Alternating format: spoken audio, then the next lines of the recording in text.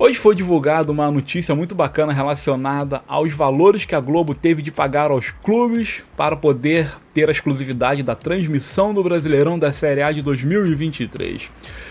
A Globo investiu aproximadamente 2,1 bilhões e não há nenhuma novidade em dizer que o Flamengo foi o clube que mais faturou desta grande fatia financeira. O Flamengo arrecadou cerca de 275,2 milhões, ao passo que o Corinthians ficou na segunda colocação com 187 milhões, mas também chama atenção o Botafogo, o Santos e até mesmo o Vasco da Gama, galera. Vou falar um pouquinho sobre os números destes clubes, mas antes vamos dar uma breve contextualizada. A Globo investiu 2,1 bilhões e assim, como é que a Globo chega a este número? Ela paga pela TV aberta, ela paga pela TV fechada e ela paga pelo pay-per-view. Para transmitir os jogos na TV aberta, a Globo investiu cerca de 850 milhões, na TV fechada, em especial no Sport TV somente, foram 700 e poucos milhões, 730 aparece, e no pay-per-view cerca de 550 milhões. Então você soma isso tudo, dá 2,1 bilhões.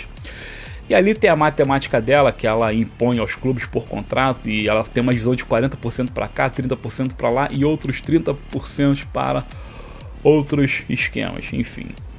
É um pouco complexo, mas não é tão complexo assim não. O fato é que o clube que mais tem desempenho em termos de puxar audiência e desempenho esportivo, obviamente, são os que mais faturam. Desse modo, o Flamengo, por ser aquele que mais arrebata tanto a audiência da TV aberta quanto os assinantes no pay-per-view, é o que mais fatura e com toda a razão e com todo o direito.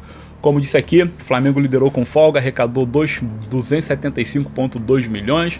Corinthians, que insiste em ser igual a gente, mas tá aí mais uma prova de que eles não são iguais a gente, eles são inferiores e muito inferiores. Corinthians ficou com somente 187 milhões, quase 90 milhões a menos que a gente. E na terceira colocação aparece o Grêmio com 170 e pouco, e na quarta o Palmeiras, cara, o todo poderoso Palmeiras, o Bambambam da senhorita Leila Pereira, levou desse montante 162 milhões. Agora, o que chama a atenção aqui é o Botafogo. O Botafogo é um time que dificilmente consegue lotar no estádio. Há uma brincadeira no Rio de Janeiro que diz que a torcida do Botafogo cabe dentro de um fusquinha, já tinha até música sobre isso. E ainda assim eles figuraram na sexta posição, faturando 102 milhões, ficando à frente inclusive de Fluminense e o próprio São Paulo, que foi campeão da Copa do Brasil ano passado, né? Agora, o Vasco, meu irmão, que é um time que também se coloca como grandioso Vasco da Gama e tudo mais, 90 milhões em arrecadação. E vou te falar, ainda dei por satisfeito, já que o lugar do Vasco é na Série B. Então a gente pega aí, ó, Corinthians e Vasco da Gama somados arrecadaram basicamente o que o Flamengo arrecadou sozinho. Agora, o grande ponto negativo desse montante é a posição do Santos, cara. Santos que, pô, não precisa nem falar da grandiosidade do clube.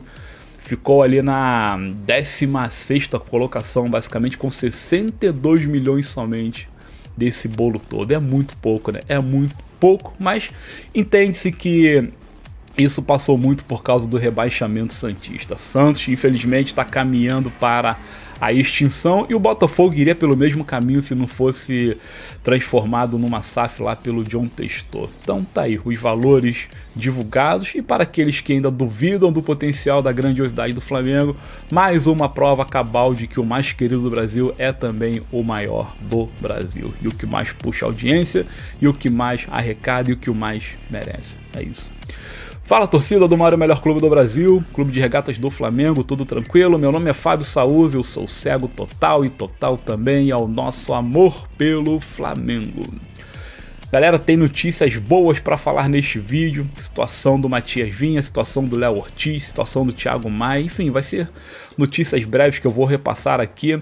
Mas antes, vamos dar uma pincelada rápida a respeito da preparação do Mengão para o Clássico de amanhã. O Flamengo está se preparando, a escalação está praticamente definida, Tite fez hoje o último treinamento e todos estão dizendo que, obviamente, a dupla queridinha Cebolinha e Pedro no caso a dupla voltará à titularidade. Então, o Flamengo deve entrar em campo com o mesmo time que entrou contra, basicamente o mesmo time mesmo que entrou contra o Vasco da Gama, já que na lateral direita a presença do Ayrton Lucas ainda permanece, na lateral esquerda ainda permanece em xeque, já que o Ayrton está com problema de gastroenterite, o famoso piriri, a diarreia, popularmente falando, né? E ele tá treinando separado, fez apenas academia hoje, então a presença dele ainda está em dúvida. Desse modo, o improviso do Varela na lateral esquerda deve permanecer, que para mim é uma grande imbecilidade, mas essa que é a grande verdade. Do mais, o time é aquele mesmo que entrou contra o Vasco da Gama. Falaremos mais sobre este time no vídeo de amanhã. E no ataque, o Pedro se mantém como titular. Agora, vou trazer aqui uma curiosidade, o qual justifica-se mais novamente a titularidade do Gabigol perante o senhor Pedro. Cara, o Gabi é praticamente o maior artilheiro do Flamengo em clássicos, artilheiro moderno, né? Claro que a gente não coloca o Zico nem os Bambambãs dos anos 80, vamos colocar aí de 2019 para cá. O Gabi em 47 atuações fez 19 gols em clássicos, né? E o Pedro, que é o todo poderoso, fez somente 8 gols em 38 atuações, eu acho 36, por aí. Eu sei que o aproveitamento do Gabi em clássicos é muito maior, quer dizer, o Gabi em clássicos ele se motiva muito mais, ele chama o jogo para si muito mais. Todo mundo vê isso, inclusive as organizadas do Flamengo estão começando a pedir a titularidade do Gabi e estão dando apoio ao Príncipe da Nação, um apoio irrestrito, mesmo dele ter perdido aquele pênalti lá contra o Vasco da Gama, enfim. Então o Gabi está em alta com a torcida, está em alta com as organizadas, está em alta com o Flamengo, só não está em alta com o senhor Adenor, com o senhor Tite. Mas pelos números, o Gabi deveria entrar como titular, mas infelizmente não vai. O lado bom também disso tudo aqui é a presença do volante Vitor Hugo. Vitor Hugo que se recuperou de uma pequena lesão que ele teve aí, tá pronto para jogar, treinou com o grupo hoje, então caso o Tite queira fazer uma mudança que não o Luiz Araújo, pode servir ali o Vitor Hugo como volante, puxar o Gerson um pouquinho para frente, mudanças que eu já havia pedido no clássico contra o Vasco, beleza? Agora vamos falar logo do mercado, porque é o que interessa, é o que chama mais a atenção de todos nós no presente momento. Mas antes, gostaria de pedir que vocês se inscrevessem aqui no canal, que ativassem o sininho das notificações, enfim, que deixassem seus comentários, críticas, sugestões, opiniões, que dessem um like também, compartilhassem o Flacegueta, beleza, galera? Vamos todos neste papel protocolar que ele é fundamental para a saúde do canal. E lembrando que a meta de 10 mil está sendo mantida. Vamos juntos, 10 mil inscritos até o final de abril, beleza? Conto com vocês. Matias Vinha está na fase final de recuperação para estrear pelo Flamengo. Infelizmente ele não está relacionado para o jogo de amanhã, porém no jogo de sábado, que é contra o Volta Redonda no Maraca, às 6 horas da tarde, 6 horas da noite, ele tem presença garantida e pode sim começar até como titular. O joelho dele está praticamente curado, ele está treinando com bola, ele participou do treino de hoje em campo reduzido, se movimentou bem, chamou bastante atenção do pessoal da comissão técnica. Basta apenas ele ganhar um tiquinho mais de confiança, segundo os próprios profissionais do Flamengo disseram, que tudo certo. Fisicamente o Matias Vinha está perfeito, e também está regularizado no BID, seu nome foi publicado pela CBF, então tá aí, cara, plenas condições de jogar. Só não vai jogar amanhã por causa de um pequeno preciosismo da comissão técnica, mas sábado veremos Matias Vinha em ação pela primeira vez com o manto sagrado.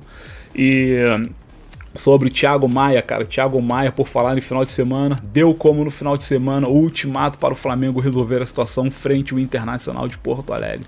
Thiago Maia tá feliz com a possível saída, ele entende que seu tempo no Flamengo já chegou ao fim, ele entende também que não teria muito espaço com o rubro-negro, então a sua ida para o Internacional seria um grande salto na sua carreira, porque lá ele vai com status de titular absoluto. O Eduardo Cudê quer contar com ele e ele quer, cara, ele quer ir para o Inter, porém tá meio que chateado com esse vai não vai bancado aí pelo Flamengo. O Flamengo pediu 4, depois aumentou para 5 milhões de euros, o Inter oferece 3,5, mas estão quase chegando a um denominador comum e o Thiago Maia quer que este denominador seja alcançado até o próximo final de semana. Tomara que seja, cara, tomara que seja, porque é muito chato a gente ficar represando um atleta que foi tão importante e que tão bem honrou o manto sagrado enquanto esteve conosco, sabe? Ele merece tocar a sua carreira adiante, ser muito feliz onde quer que seja. Então o Thiago Maia está quase saindo e final de semana, no mais tardar, ele dará adeus. Ao passo que enquanto um sai, o outro chega. E quem me refiro agora é o Léo Ortiz. A novela Léo Ortiz praticamente acabou, galera. Acabou finalmente, graças a Deus. Flamengo acertou com o Bragantino acertou com o Flamengo. Os valores basicamente são aqueles que o Flamengo ofereceu mesmo, 8,5 milhões, é um valor alto pra caramba, de euros, né? É um valor alto pra caramba, mas pô, pro Bragantino que queria de início 12, o Flamengo pagar 8,5 até mesmo 9, tá bom, cara, tá muito bom. Então foi o que eu falei também de manhã, essa parada deveria ter sido resolvida pro bem ou pro mal, e graças a Deus foi resolvida para o bem. Agora o Léo Ortiz está por detalhes de ser anunciado de modo oficial, mas detalhes de minutas de contrato. O fato é que Léo Ortiz será a nossa terceira grande contratação da temporada. Agora, quero deixar aqui uma pequena enquete para encerrar esse vídeo. Qual seria a melhor dupla de zaga para o Flamengo? Flamengo que hoje tem o Léo Pereira, o Davi Luiz e o Fabrício Bruno. Os 3 jogadores revezam ali a titularidade, já que o Pablo meteu o pé e, enfim, Rodrigo Caio se aposentou, meteu o pé também, enfim. Fabrício Bruno, Léo Pereira, Davi Luiz e agora Léo Ortiz. Qual a dupla de zaga ideal para o Flamengo? E eu mantenho a minha opinião que é Léo Pereira e Fabrício Bruno, porque, enfim, o Ortiz tem que chegar e tem que mostrar ao que veio. Não é assim, chegar e pegar a camisa e jogar. Não, ele tem que mostrar ao que veio. Então, por hora, eu mantenho aqui Léo Pereira e Fabrício Bruno. E você, torcedora do Mengão? Quem você queria que formasse a dupla perfeita de zagueiros do Flamengo? Deixa aqui nos comentários e vamos que vamos. Do mais, basicamente é isso. Teve a situação do Igor Coronado, seu empresário desmentiu tudo aquilo que foi dito, que 7 pessoas diferentes o ofereceram para o Flamengo, mas tanto faz como tanto fez, já que poderia vir 7, 70, 700, 7 mil ou até mesmo uma. O Flamengo não quer o Igor Coronado e ponto final, martelo batido.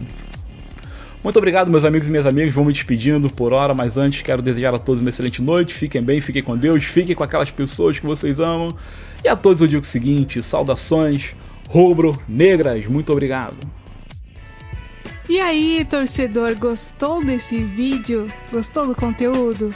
Bora retribuir com aquele like, comentário e não esqueça de se inscrever no canal e ativar o sininho para as notificações. Abraços rubro-negros!